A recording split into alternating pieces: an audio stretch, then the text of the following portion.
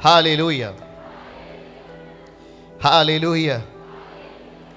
परमेश्वर के प्रिय लोगों, यहां पर दुष्ट आत्माएं किस चीज पर अटैक करती हैं? वचन दिखाइए थोड़ा सा। आप अगर वचन समझ रहे हो तो बताओ, यहां पर दुष्ट आत्माओं का अटैक किस पर है? आक्रमण किस पर है? आपके विश्वास के ऊपर, आपके विश्वास के ऊपर। आपका विश्वास कहां पलता है? आपका विश्वास कहां बड़ा होता है? आपका विश्वास कहां शक्तिशाली होगा? इधर, इधर, यहां पर आपका विश्वास पलेगा, यहां पर आपका विश्वास प्रमोशन में जाएगा, यहां पर आपका विश्वास आपके खोई हुई संपत्तियों को खींच लेगा। यहां का विश्वास जो परमेश्वर ने आपको दिया है वचन के अनुसार जीवन जीने के लिए, यहां का विश्वास, जो यहां पर विश्वास पल रहा है ना, पल रहा है। विश्वास क्या होता है? कैसे पलेगा? वचन के अनुसार देखें कैसे हमारा विश्वास बढ़ेगा, मतलब पलेगा। जैसे एक छोटे बच्चे को पाला जाता है, माता पिता पालते हैं ना, वैसी विश्वास भी कैसे बढ़ता है, कैसे विश्वास तीव्र बनता है। आइए इस वचन को हमारे साथ देखें। पहला तीमुथियुस 4 अध्याय और वचन 6 को हम पढ़ेंगे आपके लिए। वहां पर आपको अद्भुत बातें देखने को मिलेंगी।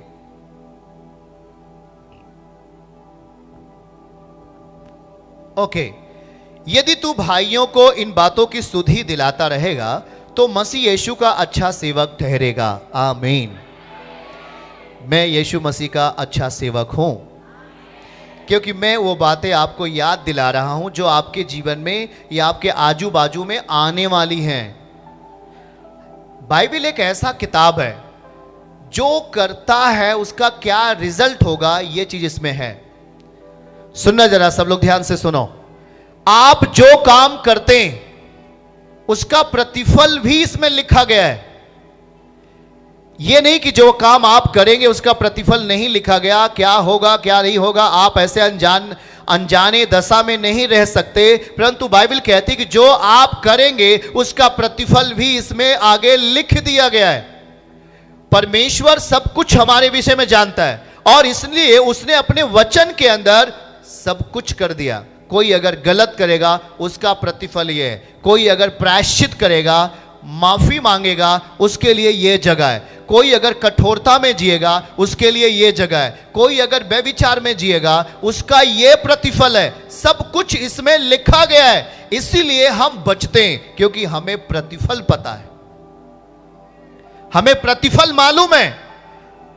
इसीलिए हम इस वचन को पढ़ते हैं और यह वचन हमें पकड़ लेता है और हर बुरे काम से हमें दूर फेंकता है, दूर फेंक देता है। हर बुरे काम से हम दूर होते हैं, हर एक सांसारिक अभिलाषा से हम, ये वचन की सामर्थ्य है। अभी मैं आपको सब कुछ प्रैक्टिकली दिखाऊंगा। जो प्रभु बोल रहा है उसको सब अभी आपके बीच में मैं उतरता हूं, अभी दिखाता हूं। चलिए इसको देखिए। यदि तू भाइयों को इन बातों की सुधि दिलाता रहेगा तो मसीह यीशु का अच्छा सेवक ठहरेगा। विश्वास और उस अच्छे उपदेश की बातों से जो तू मानता आया है तेरा पालन पोषण होता रहेगा। समझ जाए तो आमीन कहे, नहीं तो मैं समझा रहा हूं। एक पिता अपने बच्चों का क्या करता है? पालन पोषण। गाली दे करके अपने बच्चों का पालन पोषण करने वाला पुत्र किस दिशा में रहेगा उसका प्रतिफल मालूम है क्या? एक दारू पीने वाला पिता अपने बच्चों को किस बेहतरीन शिक्षाओं में ले जाकर रखेगा आपको पता है क्या? एक व्यभिचार करने वाली स्त्री अपने बेटा बेटियों को क्या शिक्षा देगा, ये दशा आपको मालूम है क्या? सुनना जरा, अगर एक पाप करने वाली स्त्री अपने बेटा बेटी को कौन सी शिक्षा देगा, उसे जरा आप मन में सोच कर देखना। एक दारू पीने वाला पिता अपने बेटे को कहां तक प्रमोशन दे सकता है, इस बात को सोच कर जरा देखिए क्या होता है। यहां पर कुछ भी अच्छा नहीं होता है जब एक पिता गलत बातों को या गलत शिक्षाओं को अपने बच्चों के अंदर देता है। याद रखना है कि बच्चे आपको देख रहे हैं, जो आपको देखते हैं वही उन बच्चों का शिक्षा है। अगर एक बच्चा अपने चारपाई से उठता है और माँ को देखता है घुटने पर प्रार्थना करते हुए, माँ दुआ करती है, मेरे प्यारे यीशु पिता, आज के सुबह के लिए मैं धन्यवाद देती हूँ, आपने मेरे बेटे को सलामत रखा, आपने मेरे पूरे परिवार को इस सुबह उठने की शक्ति और सामर्थ्य देने वाले पिता की मैं स्तुति करती हूँ। बेटी उठती है और माँ के बगल खड़ी हो जाती है, हाँ मेरी माँ ऐसा कर रही है, इसका मतलब कि जो मेरी माँ कर रही है वो मुझे भी करना चाहिए। बगैर बताए उसे शिक्षा पता हो गई। सुनना जरा, जब एक पिता,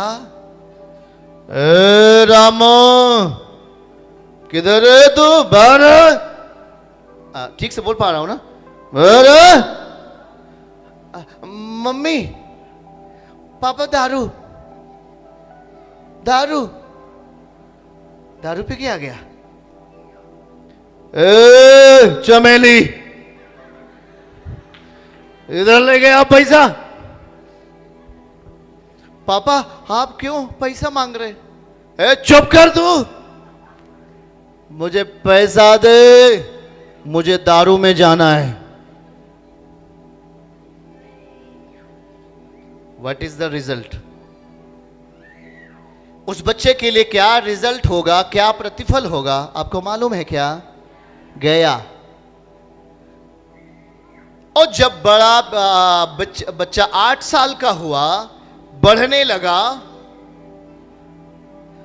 पापा बहुत पहले आते थे तो ऐसे ऐसे क्यों कर रहे थे? पड़ोसी से पूछ के आएगा, तेरा बापू दारू पीता था।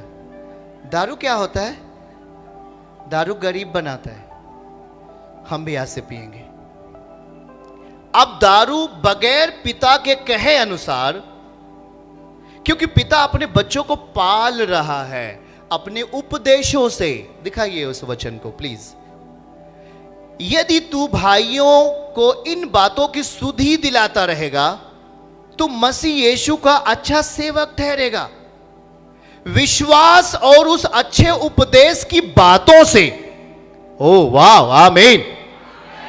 दो चीज, क्या चीज? विश्वास और अच्छे उपदेश की बातों से जो तू मान रहा है, तेरा पालन पोषण होता रहेगा। मतलब तू बढ़ता रहेगा, तू सही मनोदशा में पलेगा, तू सही मनोदशा में शक्तिशाली बनेगा। और जब तू बढ़ेगा तब ये तेरा, जब तू सही बातों में बढ़ेगा, जब तू सही नेचर में बढ़ेगा, ये बुद्धि कक्षा 5 का स्टूडेंट्स कक्षा 10 के गणित को आराम से सॉल्व कर लेता है।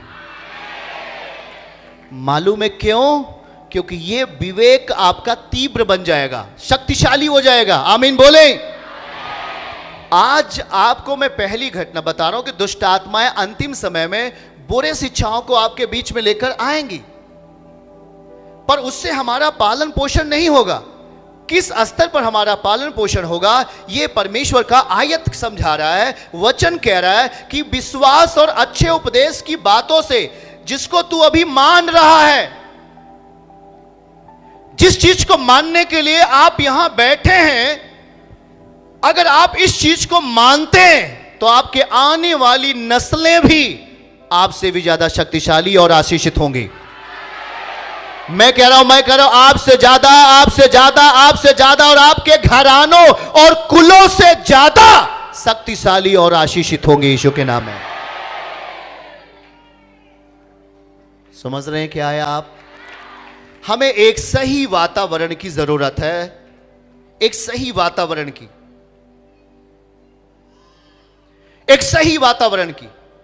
कुछ आदतें ऐसी हैं जो बगैर माता पिता के बताए और सिखाए बच्चों में चली जाती हैं। हेलो, ध्यान से सुनना भैया। पर कुछ चीजें ऐसी हैं जिसे बच्चे स्वयं सीख लेंगे और जो बाकी रहेगा वो पूरा कर लेंगे। सुनना जरा, सबसे बड़ी चीज है व्यभिचार। क्या चीज है? मन की मनोदशाएं आपके शरीर को अपने अधिकार में लेती हैं। अगर इस जगह पर किसी भी पाप का नियंत्रण होता है, प्रिय बेटे बेटियों, वो चीज आपके पूरे शरीर पर दिखाई देने लगेगा। हेलो, सुनना जरा।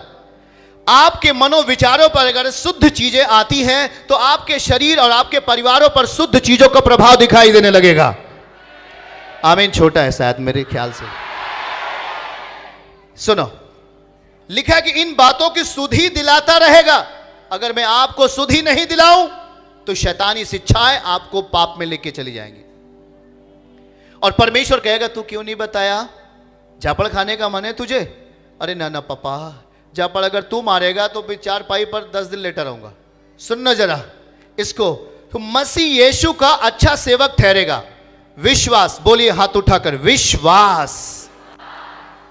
इस वचन को ध्यान दीजिए, विश्वास और उस अच्छे उपदेश की बातों से।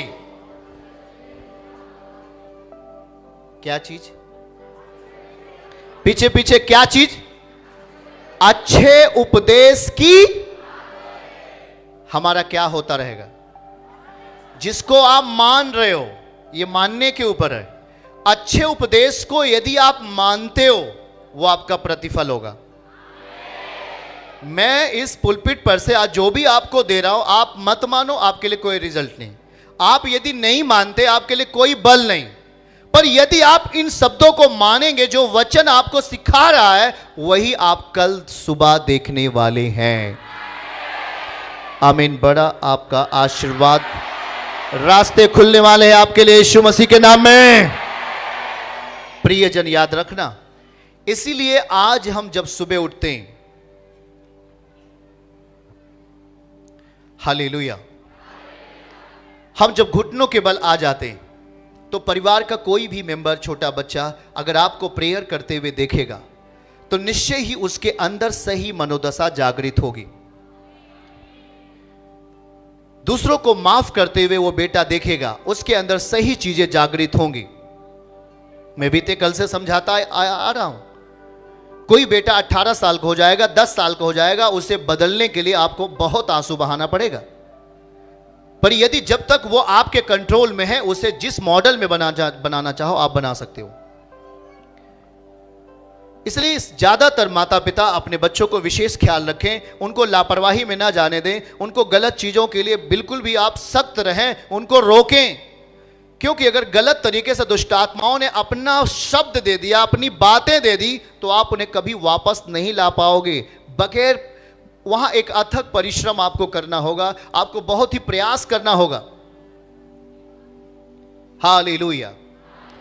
हाथ उठा के बोलो, हमारा पालन पोषण कैसे होना चाहिए? उस विश्वास से और अच्छे। हमारा विश्वास और जो हम उपदेश सुनते हैं, विश्वास उपदेश से आता है कि नहीं?